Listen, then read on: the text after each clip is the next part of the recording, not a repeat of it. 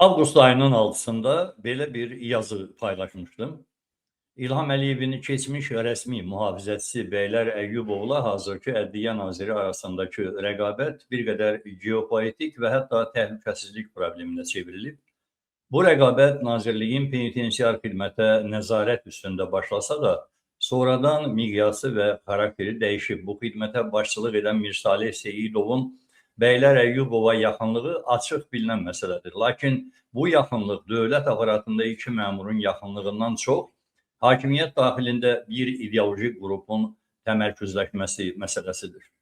Bəylər Əyyubovun əsas adamı kimi Mir Salih Seyidovun əsas vəzifəsi demokratik düşərgəyə aid olan şəxslərə nəzarət və təzyiqdir.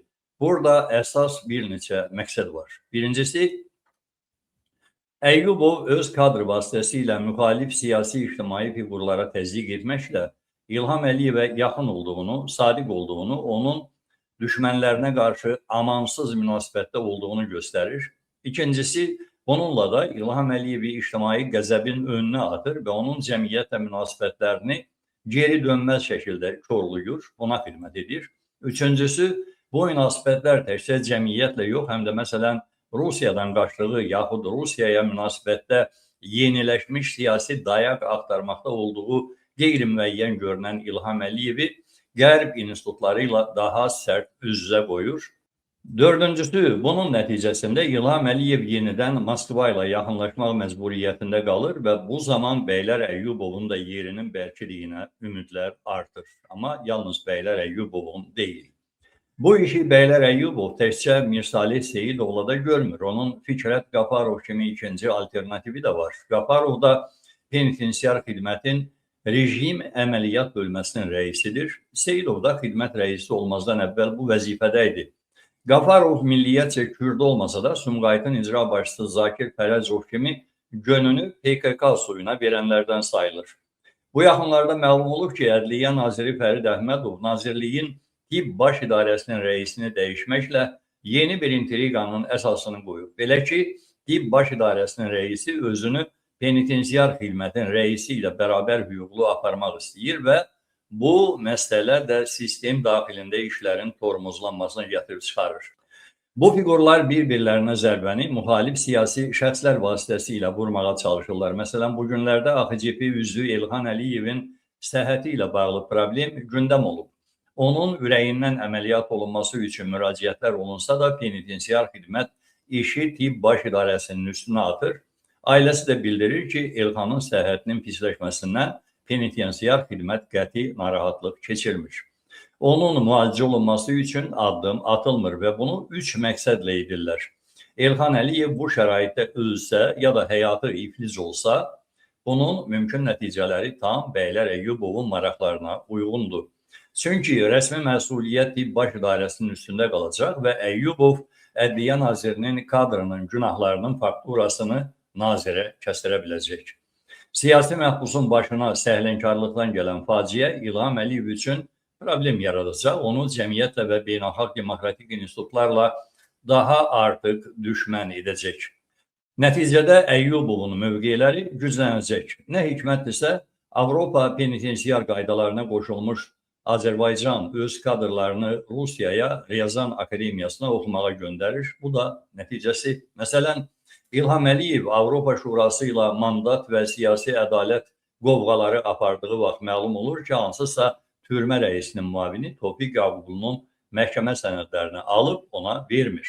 Bu, kimin əlini gücləndirir və nəticə itibarı ilə kimə xidmətdir? Əlbəttə ki, Ryazan Akademiyasının kadrlarının maraq və intriqalarına xidmətdir. Bir sözlə, Azərbaycanda siyasi məhbusların həyatı təhlükədədir.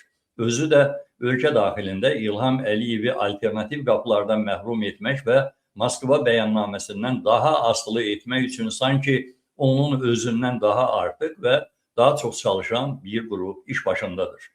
Ölkə daxilində onsuz da qapalı və təhlükəli idarə etmə aktual olaraq qaldıqca insanların həyatı da açıq risk altındadır.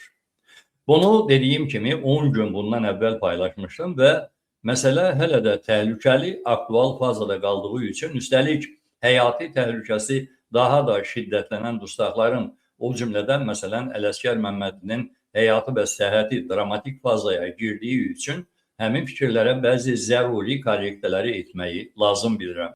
Əli Kərimlinin İlham Əliyevin bir nömrəli dustağı olduğuna yəqin ki, heç kimin şübhəsi yoxdur.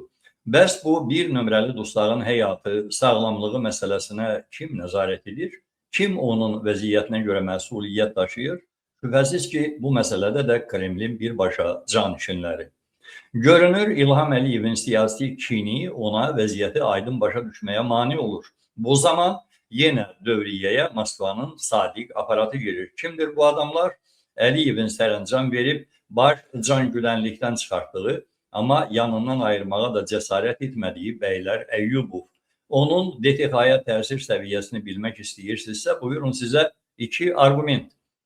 Xüsusi Dövlət Mühafizə Xidməti Azərbaycanda bir nömrəli xüsusi xidmət orqanıdır və məşhur Pegasus dinləmə işində nazirləri də dinləyən məhz bu qurum idi.